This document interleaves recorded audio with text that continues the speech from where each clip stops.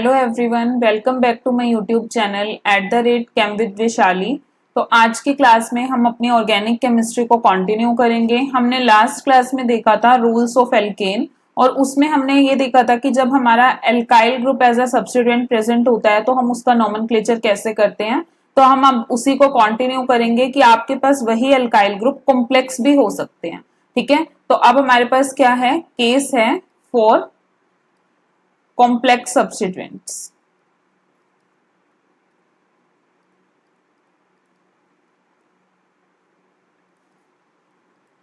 तो सबसे पहली बात कि आपके पास कॉम्प्लेक्स सब्स्टिट्यूएंट का यहाँ पे मतलब क्या है। देखो, आपके पास मैंने यहाँ पे एक चेन लिखी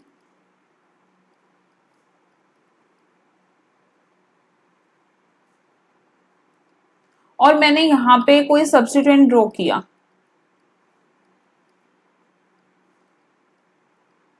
ठीक है, अब आप देखो, अगर मैं इसके अंदर लॉन्गेस्ट चेन को सिलेक्ट करूं तो 1 2 3 4 5 6 7 8 9 10 11, ये 11 कार्बन की चेन है। आप क्या कर सकते थे, यहाँ पे 9 8 करने के बाद आप इसको 9 10 दे सकते थे, ये 10 कार्बन की बनती। अगर आप इधर की तरफ जाते तो आप यहां तक 9 देने के बाद इसको 10 11 कर सकते थे। ठीक है, तो अब आपके पास क्या क्या पॉसिबिलिटी है। एक तो आपके पास जो लॉन्गेस्ट चेन है वो ये हो सकती है, ठीक है, या फिर आपके पास एक लॉन्गेस्ट चेन और कौन से वाली हो सकती है, ये वाली। ठीक है, तो अब हमें किस बेस पे डिसाइड करना होता है। फर्स्टली तो हम ये देखते हैं कि हमारे पास लॉन्गेस्ट चेन कहां कहां से बन रही है। अगर आपके पास दो लॉन्गेस्ट चेन्स मिलती हैं तो हमें कैसे डिसाइड करना होता है कि आपके मैक्सिमम नंबर ऑफ सब्स्टिट्यूएंट किस में है। ठीक है, तो अगर मैं इस वाली चेन के लिए देखूं तो एक आपके पास ये सब्स्टिट्यूएंट है और एक आपके पास ये वाला सब्स्टिट्यूएंट है। लेकिन अगर मैं इस वाली चेन के लिए देखूं तो आपके पास ये भी सब्स्टिट्यूएंट है, ये भी है और ये भी है। ठीक है, तो अब आपके पास कौन से वाली लॉन्गेस्ट चेन सिलेक्ट हुई है, ये वाली। तो मैं इसको दोबारा यहाँ पे आपके लिए ड्रॉ करती हूँ। देखो 1 2 3 4 5 6 7 8 9 10 11। ठीक है, और यहाँ पे आपके पास एक सब्स्टिट्यूएंट प्रेजेंट है और एक यहाँ था।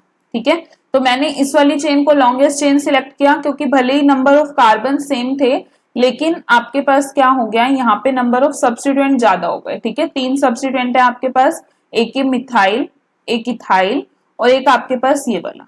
ठीक है, तो अब हमें ये देखना है कि हम नंबरिंग कहां से स्टार्ट करेंगे। ठीक है, तो फर्स्ट नंबर मैं यहां दे रही हूं, सेकेंड, थर्ड, फोर्थ, फिफ्थ, 6 7 8 9 10 11। ठीक है, तो आपके पास क्या क्या नंबरिंग आ रही है, 2 3 और 8। ठीक है, लेकिन अगर हम नंबरिंग को यहां से स्टार्ट करते 1 2 3 4 5 6 7 8 9 10 11, तो अब आपके पास क्या नंबरिंग आती, 4 9 एंड 10। ठीक है, तो आपके पास lowest set of locants follow होता है, तो इट मींस आपके पास 2 3 8 ठीक होगा।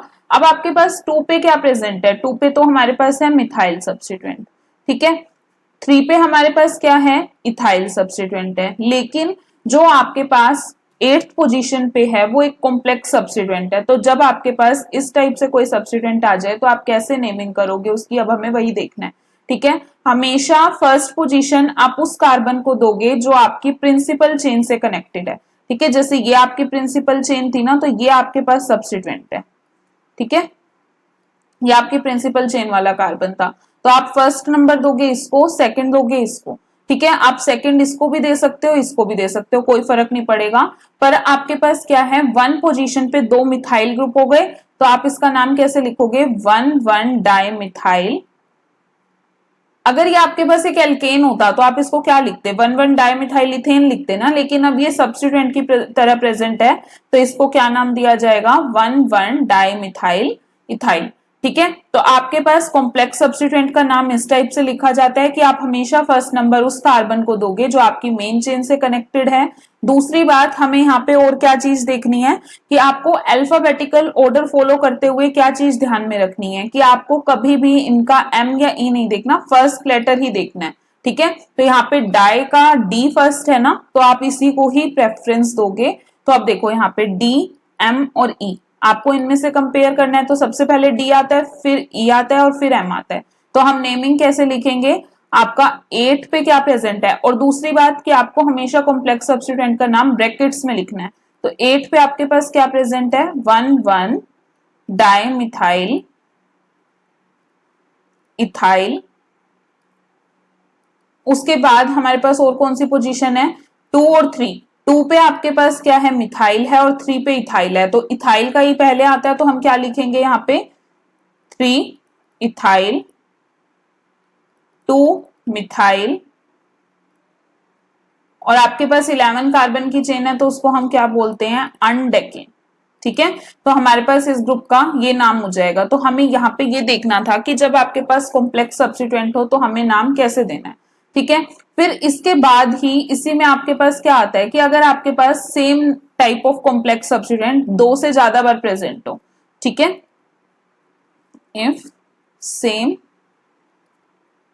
Complex substituent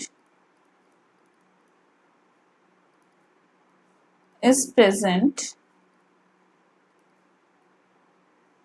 more than once, then अगर आपके पास कोई नॉर्मल सब्स्टिट्यूएंट एक से ज्यादा बार प्रेजेंट होता था तो आप उसके लिए क्या लिखते थे, डाई ट्राई टेट्रा। ठीक है, लेकिन आपको यहां पे डाई ट्राई की बजाय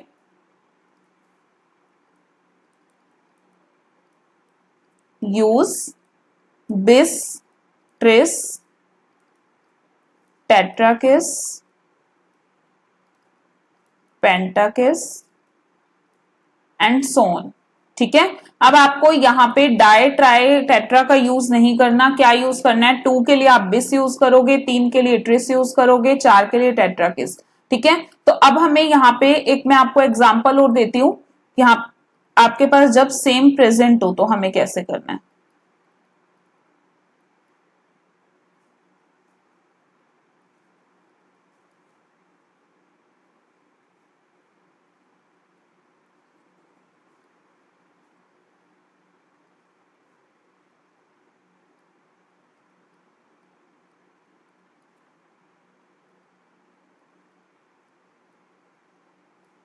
अब आपके पास ये ग्रुप प्रेजेंट है, तो पहले तो हमें इस ग्रुप का नाम देखना पड़ेगा। देखो 1 2 3 4 5 6 7 8 9 10।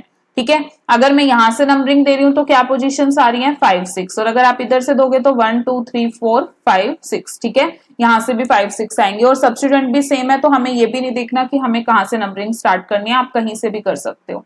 ठीक है, अब हमें नाम देखना है। मैंने आपको आईयूपीएससी के अकॉर्डिंग क्या बताया था कि इसको फर्स्ट पोजीशन दो, आप सेकंड किसी को भी दे सकते हो। अगर 2 इसको दिया तो 1 पे आपके पास डाइमिथाइल है, सब्स्टिट्यूएंट का नाम 1,1 डाइमिथाइल इथाइल।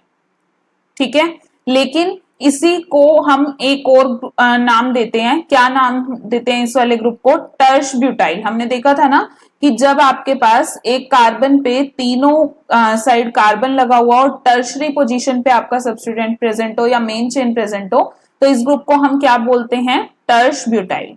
ठीक है, तो अब हमें ना एक चीज और नोटिस करनी है यहाँ पे कि मैं जब अल्फाबेटिकल ऑर्डर, अगर मैं यहाँ पे टर्श ब्यूटाइल ना लेती, कोई और ग्रुप होता मेरे पास, मैं अभी के लिए आपके पास चेंज भी कर देती हूँ कि अगर मान लो मेरे पास यहाँ पे होता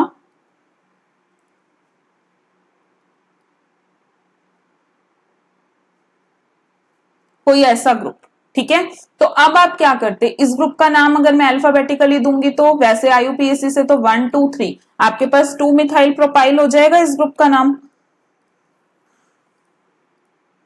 लेकिन वैसे क्या है, ये आपके पास आइसो ब्यूटाइल। ठीक है, तो हमें ये देखना है कि जब हम अल्फाबेटिकल ऑर्डर लिखेंगे तो हम किसको देखेंगे, आई ऑफ आइसो देखेंगे, टी ऑफ टर्श देखेंगे। तो यहां पे आप नोट डाल के एक पॉइंट लिखोगे,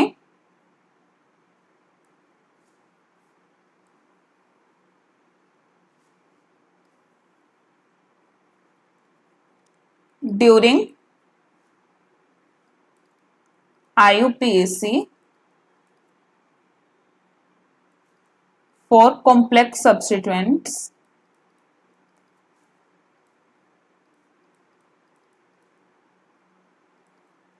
S of sec and T of tersh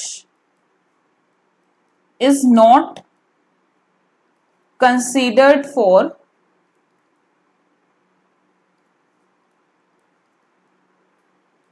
alphabetical order, but I of iso and N of neo is considered in alphabetical order। ठीक है, तो यहां पे अब देखो, आपको टर्श का टी नहीं देखना, तो आप क्या देखोगे, ब्यूटाइल का बी देखोगे यहां से अल्फाबेटिकल ऑर्डर के लिए, लेकिन आइसो ब्यूटाइल में आप आई देखोगे, तो कौन सा पहले आता है आपके पास, बी पहले आता है कि आई, तो बी पहले आएगा, इसलिए हम इसको पहले लिखेंगे। तो अब आपको नंबर देना है, तो आपको शॉर्टेस्ट नंबर भी किसको देना पड़ेगा, इसको, क्योंकि वैसे तो आपकी सेम नंबरिंग है और हमने पहले भी पढ़ा है सिंपल सब्स्टिट्यूएंट के केस में, जब आपकी दोनों जगह से सेम नंबरिंग आती है तो हम फर्स्ट नंबर या स्मॉलेस्ट नंबर उस ग्रुप को देंगे जो आपका अल्फाबेटिकली पहले आता है। तो यहाँ पे टर्श ब्यूटाइल पहले आ रहा है, तो हम क्या करेंगे, टर्श वाले ग्रुप को तो देंगे 5 नंबर और इसको देंगे 6। तो आपके पास क्या हो जाएगा, 5 पे आ गया टर्श ब्यूटाइल, 6 पे आ गया आइसोब्यूटाइल, और कितने कार्बन की चेन है, 10 कार्बन की, तो ये हो गया डेकेन। लेकिन अगर मैं इस टाइप से सब्स्टिट्यूएंट का नाम देती तो आपके पास क्या होता, 1,1 डाइमिथाइल इथाइल, और इसको क्या नाम देते, 2 मिथाइल प्रोपाइल, यहाँ पे प्रोपाइल आएगा। ठीक है, तो अब देखो 1,1 डाइमिथाइल में डी कंसीडर होता है इनका, ठीक है, तो डी को आप लोगे और यहाँ पे एम को, तो डी पहले आता है, तो अब इसका नाम क्या हो जाता, 5 पे आपके पास था 1,1 डाइमिथाइल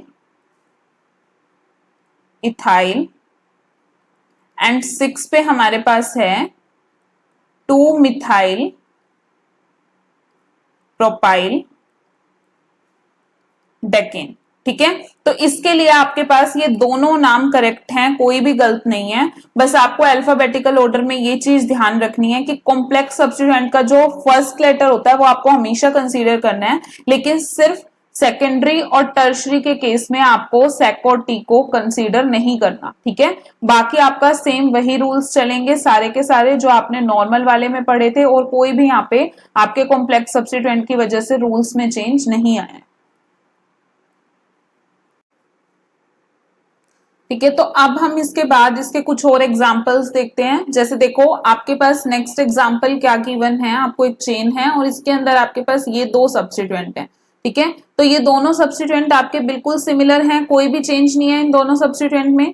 ठीक है, तो यहाँ पे अब हमें क्या करना है, ड्यूरिंग नेमिंग हमें डाई यूज नहीं करना, क्या यूज करना है, बिस का यूज करना है। पहले नंबरिंग करते हैं, देखो 1 2 3 4 5, दोनों फिफ्थ पोजीशन पे, अगर यहां से नंबर दूंगी तो 6 आएगा, तो फिफ्थ छोटा है तो हम 5 ही देंगे। ठीक है, अब अगर मैं इसको आईयूपीएसी के अकॉर्डिंग नेम दूं तो 1 2 3, आपके पास ये सब्स्टिट्यूएंट कौन सा है, 2 मिथाइल प्रोपाइल। ठीक है,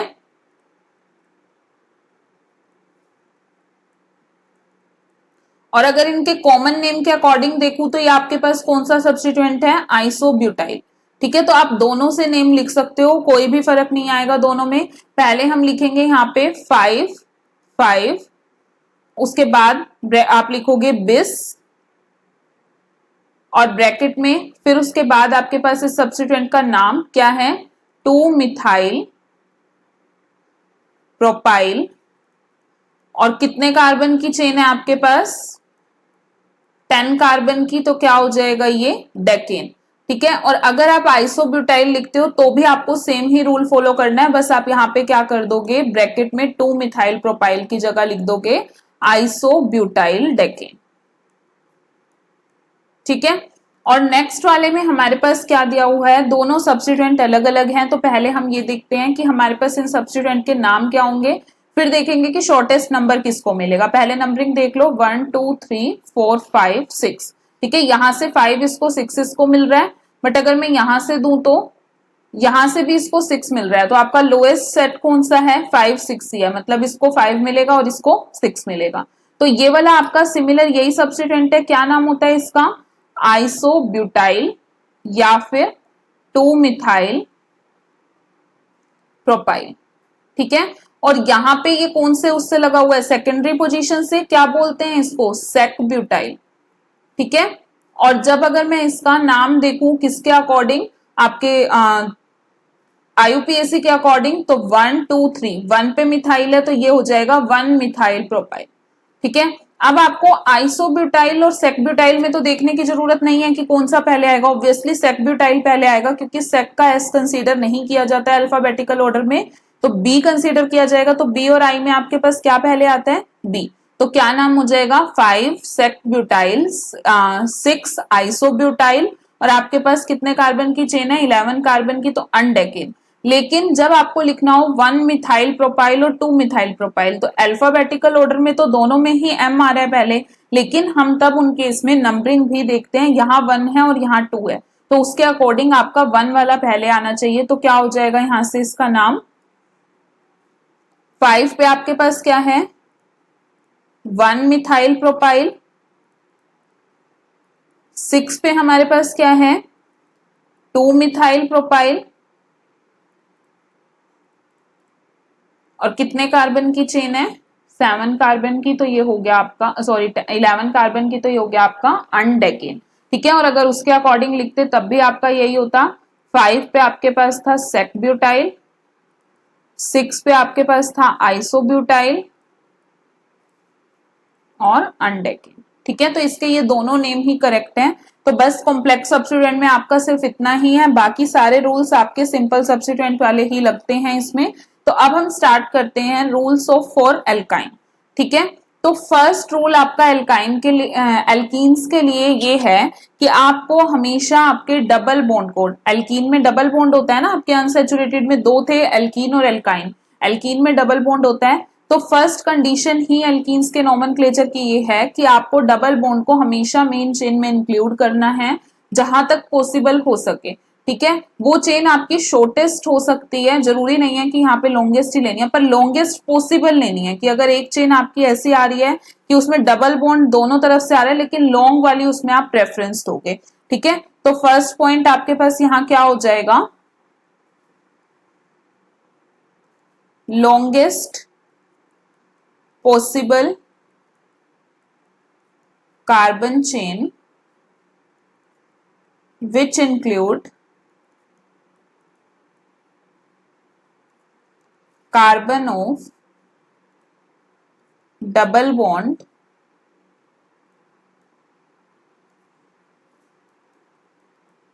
will be considered as main chain। ठीक है,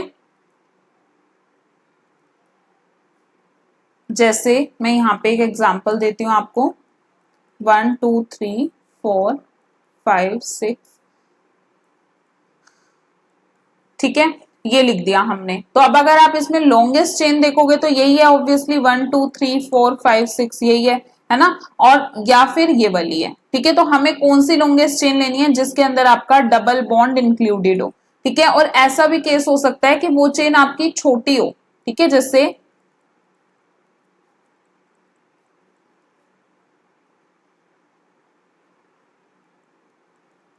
यहां पे देखो। ठीक है, अब देखो ये कितने कार्बन की चेन बन रही है आपकी, 1 2 3 4 5 6 7 8। ठीक है, 8 कार्बन की। अगर मैं इस चेन को देखूं तो 1 2 3 4 5 6। ठीक है, ये 6 कार्बन की, 1 2 3 4 5 6 7। ठीक है, तो डबल बॉन्ड तो आपका इस चेन में भी इंक्लूडेड था, लेकिन आपको डबल बॉन्ड के साथ वाली लॉन्गेस्ट चेन लेनी है। अब आप 8 कार्बन वाली को प्रेफरेंस ना देके इस 7 कार्बन वाली को दोगे, क्योंकि उसमें आपका डबल बॉन्ड नहीं आ रहा था। ठीक है, तो अब ये आपका सब्स्टिट्यूएंट बन जाएगा। क्या है ये सब्स्टिट्यूएंट, प्रोपाइल, और नंबरिंग भी आप वहां से शुरू करोगे जहां पे आपका डबल बॉन्ड को सबसे छोटा नंबर मिले। ठीक है, तो नेक्स्ट पॉइंट आपका यही है, numbering is done in such a way that first carbon of double bond get lowest number। ठीक है, तो अगर मैं इन दोनों का यहाँ पे नाम लिखना चाहूं तो फर्स्ट वाले के लिए आपके पास नेम क्या हो जाएगा, इसको छोटा नंबर देना है तो 1 2, ठीक है, 1 पे ही आपका डबल बॉन्ड आ गया। उससे पहले आप एक चीज और देखो कि इसके लिए सफिक्स क्या यूज होता है। हमने देखा था ना कि एल्कीन के लिए सफिक्स हमारा क्या यूज होगा, ईन, ठीक है। तो अब देखो आपके पास सेकंड पोजीशन, इसको थर्ड पे आपके पास इथाइल सब्स्टिट्यूएंट प्रेजेंट है, तो क्या नाम हो जाएगा यहां से 3 इथाइल, ठीक है। और कितने कार्बन की चेन है, 6 कार्बन की, हेक्स। और हमेशा डबल बॉन्ड की जो पोजीशन होती है वो आपके सफिक्स से पहले लिखी जाती है, तो हेक्स 1 इन, ठीक है। यहां पे आप ये भी लिख सकते हो position of double bond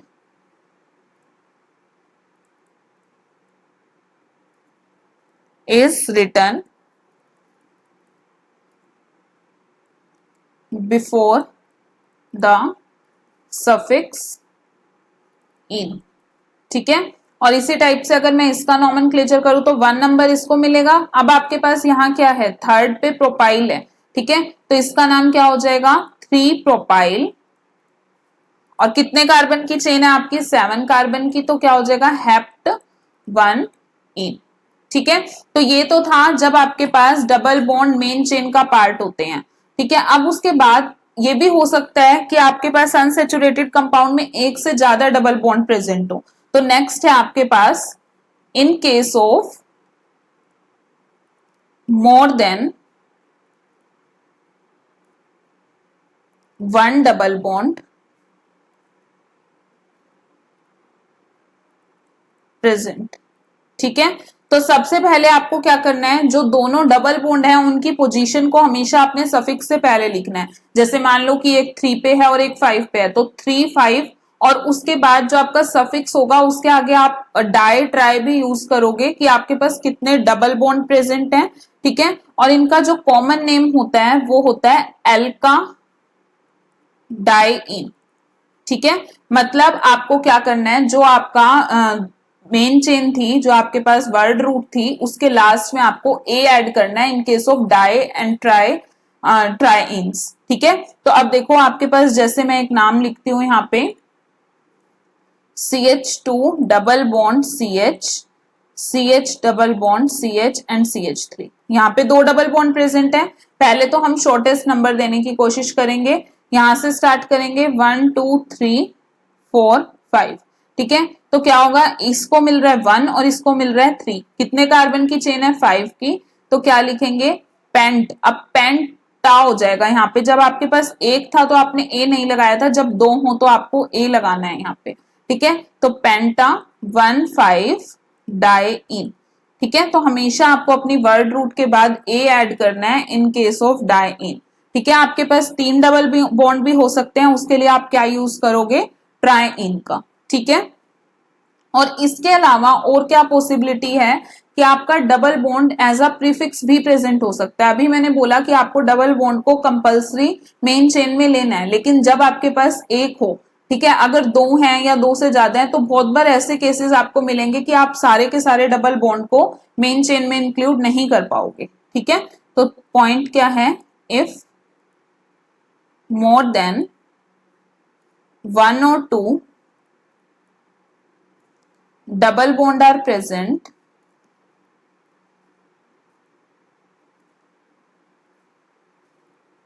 then some of them may not be the part of main chain, ठीक है। तो in that case double bond can also be used as prefix, ठीक है। तो आपको कुछ प्रीफिक्स इसके लिए याद करने होंगे कि जब आपके पास double bond as a prefix हो तो हम क्या क्या वर्ड्स उनके लिए यूज करते हैं, ठीक है। तो देखो जब आपके पास CH2 डबल बॉन्ड, यहाँ पे आपकी मेन चेन लगी हुई है, अगर ऐसा कोई प्रीफिक्स प्रेजेंट है तो इसके लिए आपका नाम होता है मिथाइलिन, ठीक है। उसके बाद अगर आपके पास CH3 CH डबल बॉन्ड इस टाइप की कोई आपके पास प्रीफिक्स प्रेजेंट है तो उसके लिए नाम होता है इथाइलिडीन, ठीक है। देन है CH2 डबल बॉन्ड CH। अगर यहाँ पे आपकी वर्ड रूट प्रेजेंट है तो एक तो ये विनाइलिक पोजीशन होती है जो आपके डबल बॉन्ड वाली पोजीशन होती है, तो इसको हम विनाइल भी नाम देते हैं और इथिनाइल भी नाम देते हैं। ठीक है, और एक और आपका होता है कि जब आपके पास CH डबल बॉन्ड C यहाँ पे प्रेजेंट हो तो इसको नाम देते हैं इथाइनाइल। ठीक है, तो ये है जब आपके डबल बॉन्ड वाले सब्स्टिट्यूएंट प्रेजेंट होते हैं, डबल बॉन्ड वाले प्रीफिक्स प्रेजेंट होते हैं। इसमें हम एक एग्जांपल देखते हैं कि कब ऐसा हो सकता है। देखो C डबल बॉन्ड C यहां लगा दिया मैंने डबल बॉन्ड CH2। ठीक है, अब आपके पास यहाँ पे क्या क्या केसेस बन रहे हैं कि या तो आप इस वाले डबल बॉन्ड को मेन चेन का पार्ट बना लो या इस वाले को, तो हमें एक को तो छोड़ना पड़ेगा, तो मैंने इसको कंसीडर किया 1 2 3 4 5। तो आपके पास यहाँ पे 1 और 4 पे डबल बॉन्ड है और 3 पे कौन सा सब्स्टिट्यूएंट हो गया, मिथाइलिन। तो आपके पास इसका नाम क्या हो जाएगा, 3 मिथाइलिन पेंटा 1 4 डाइइन। ठीक है, ऐसे ही हम एक और एग्जांपल देखते हैं इसके लिए। C डबल बॉन्ड C, यहां पे आपके पास CH double bond CH2 C double bond C और C। ठीक है, अब आप क्या कर सकते हो, या तो इसको मेन चेन कंसीडर कर लो या इसको मेन कर लो, दोनों में ही कार्बन सेम रहेंगे तो एक तो सब्स्टिट्यूएंट बनेगा, तो ये आपका सब्स्टिट्यूएंट हो गया। और जब CH डबल बॉन्ड CH2 आपका सब्स्टिट्यूएंट होता है तो उसको क्या नाम देते हैं, या तो विनाइल या इथिनाइल। तो थर्ड पोजीशन पे ये प्रेजेंट है तो आपके पास नाम क्या हो जाएगा इसका, 3 विनाइल हेप्टा 1 5 डाइइन। या फिर आप इसको और क्या लिख सकते हो, 3 पे इथिनाइल प्रेजेंट है, हेप्टा 1 5 डाइइन। तो ये था भाई आपका रूल्स फॉर एल्काइन। अब हम स्टार्ट करेंगे रूल्स फॉर एल्कीन। तो रूल्स ऑफ एल्काइन में भी हमारे सिमिलर रूल्स वही हैं जो हमने एल्केन्स के केस में पढ़े, कि आपकी लॉन्गेस्ट चेन आपको वो सिलेक्ट करनी है जिसमें आपका ट्रिपल बॉन्ड प्रेजेंट हो, वेदर इट में बी शॉर्ट। ठीक है, तो लॉन्गेस्ट पॉसिबल चेन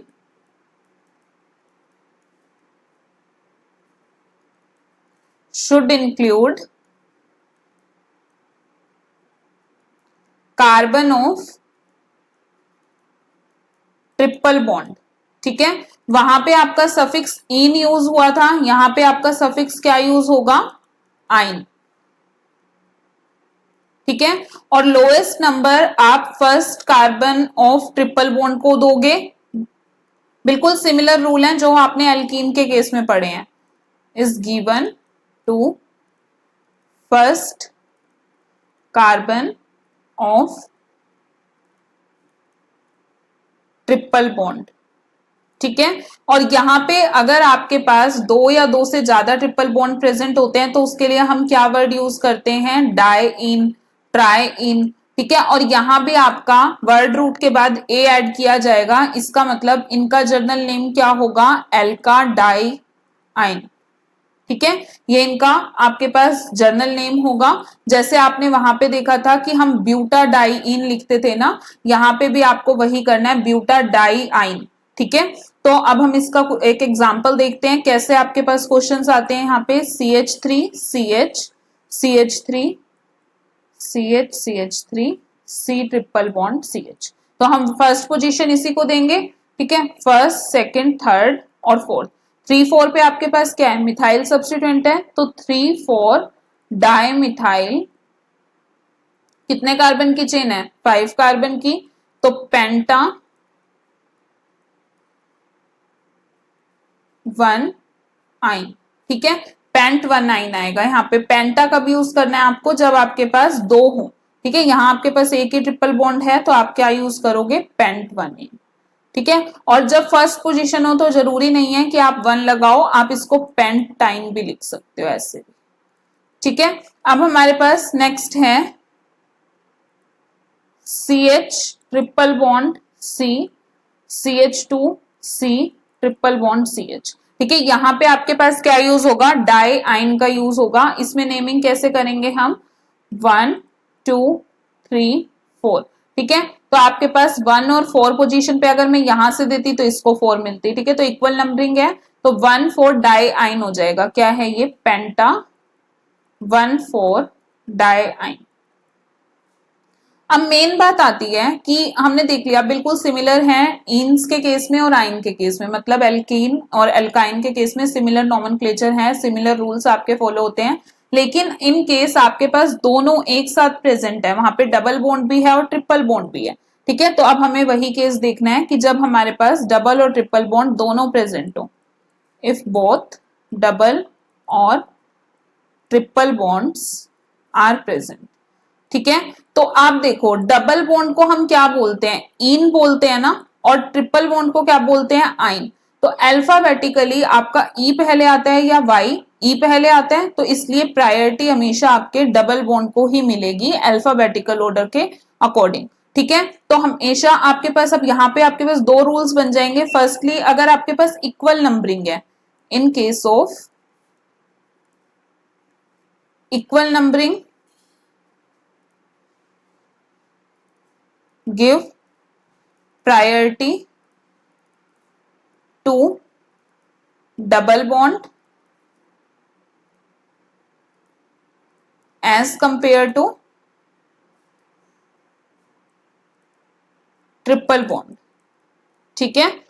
और शॉर्टेस्ट नंबर भी उसी को देना है और लिखना भी पहले उसी को है, ठीक है। लेकिन अगर आपके पास हो अनइक्वल नंबरिंग का केस, तो हमेशा लोएस्ट सेट ऑफ नंबरिंग को ही आप फॉलो करोगे।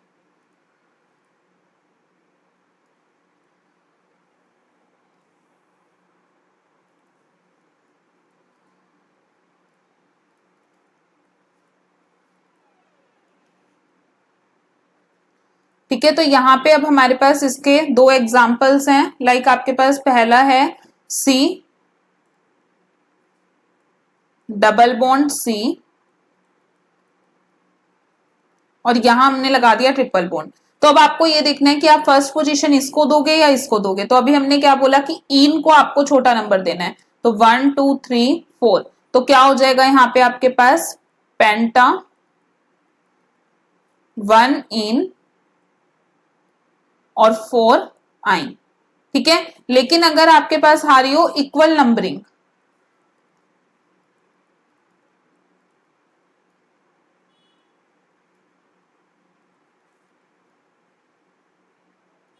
ठीक है, देखो जैसे यहां से अगर मैं नंबरिंग देना स्टार्ट करूं तो 1 2 3 4, 2 और 4 आ रही है, और अगर मैं इधर से देना स्टार्ट करूं तो 1 2 3 4 5 6, तो आपके पास क्या आ रही है 3 और 5। तो आप क्या फॉलो करोगे? लोएस्ट सेट अनइक्वल नंबरिंग के केस में। तो अब आपके पास क्या हो जाएगा 2 पे, अभी भी आपके पास 2 पे डाई इन है, तो ये आपका क्या बन जाएगा 1 2 3 4 5 6 7, मतलब हेप्टा